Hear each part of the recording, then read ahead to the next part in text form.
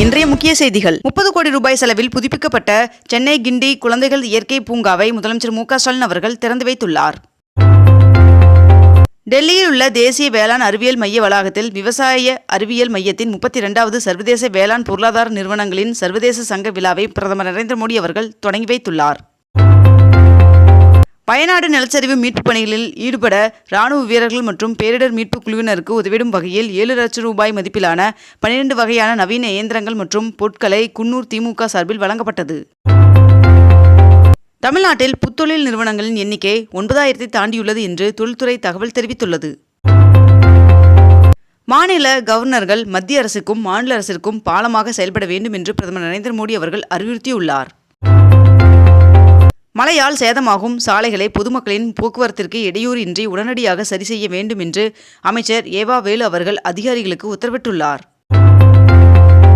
Siddha, Ayurveda, Unani, homeopathy ஆகிய படிப்புகளுக்கு விண்ணப்ப விநியோகம் இன்று முதல் ஆன்லைனில் தொடங்கப்பட உள்ளதாக தெரிவிக்கப்பட்டுள்ளது.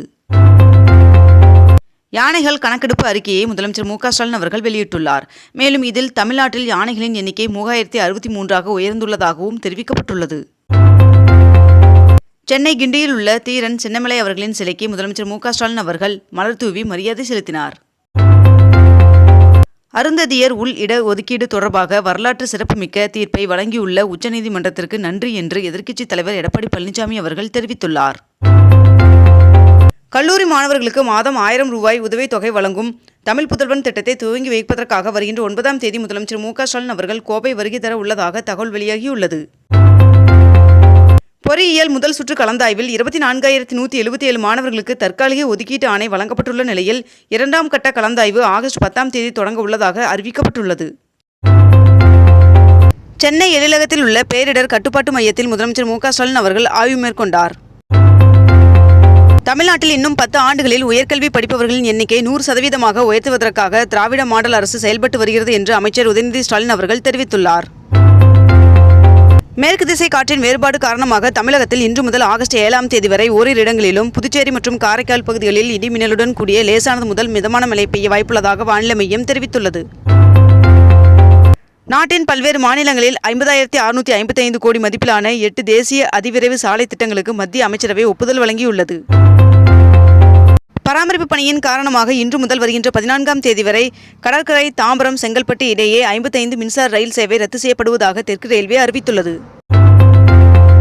தமிழகத்தில் வருகின்ற செப்டம்பர் 1ஆம் தேதி முதல் புதிய விலையில் நெல் கொள்முதல் செய்யப்படும் என்று அமைச்சர் சக்கரபாணி அவர்கள் தகவல் தெரிவித்துள்ளார். பூமியிலிருந்து நிலவு விலகிச் செல்வதாகவும், எனவே ஒரு நாள் என்பது 25 மணி நேரமாக மாறும் என்பதை ஆய்வாளர்கள் உறுதி செய்துள்ளனர் என்று தகவல் வெளியாகியுள்ளது. தமிழகத்தில் உள்ள மலை மாவட்டங்களை கண்காணிக்க தமிழக அரசு உத்தரவு பிறப்பித்துள்ளது. 10,85 லட்சம் ரூபாயில் செலவில் புதுப்பிக்கப்பட்ட சென்னை அண்ணா மேம்பாலத்தை முதலமைச்சர் மு.க.ஸ்டாலின் அவர்கள் திறந்து வைத்துள்ளார். தமிழகத்தில் ரேஷன் கடைகளில் துவரம்பருப்பு, பாம் ஆயில் ஆகியவற்றை ஜூலை மாதம் பெற முடியாதவர்கள் ஆகஸ்ட் மாதம் பெற்றுக்கொள்ளலாம் என்று தெரிவிக்கப்பட்டுள்ளது. இன்று மருதமலை கோவிலுக்கு 4 சக்கர வாகனங்கள் செல்ல தடை விதிக்கப்பட்டுள்ளது. தொடர் மழையின் காரணமாக நீலகிரி மாவட்ட மக்களுக்கு மேற்கண்ட இந்த உதவி எண் அறிவிக்கப்பட்டுள்ளது. 22 கேரட் ஆபண தங்கத்தின் விலை சவரனுக்கு 80 ரூபாய் குறைந்து 1 சவரன் 51,600 ரூபாய்க்கு விற்பனையாகிறது. அதேபோல் 1 கிராம் வெள்ளியின் விலை 90 ரூபாய்க்கு விற்பனை செய்யப்பட்டு வருகிறது. இத்துடன் இன்றைய தலைப்புச் செய்திகள் நிறைவடைகின்றன. மேலும் இதுபோன்ற அண்மை தகவல்களை உடனுக்குடன் தெரிந்து கொள்ள அக்னிபூ சேனலை சப்ஸ்கிரைப் செய்து கொண்டு தொடர்ந்து இணைந்திருங்கள். நன்றி, வணக்கம்.